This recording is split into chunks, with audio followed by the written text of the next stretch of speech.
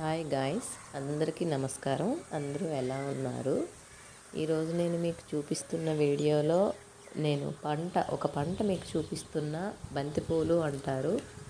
ఇక్కడ మా ఏరియాలో వీటిని చెండు పూలు అని అంటారు. అలాగే సైంటిఫిక్ నేమ్లో టాజిటస్ ఫ్యాక్యులా అంటారు. ఇందులో మీకు ఎన్ని నేమ్స్ తెలుసో మీరు నాకు కామెంట్లో పెట్టండి. ఈ పంట కంప్లీట్ అవ్వడానికి అప్రాక్సిమేట్లీ 2 months పడుతుంది. ఈ పంటను మేము వేసి ఇప్పటికీ 25 days అయింది. చూడండి ప్లాంట్స్ ఎంత లెంగ్త్ వచ్చాయో.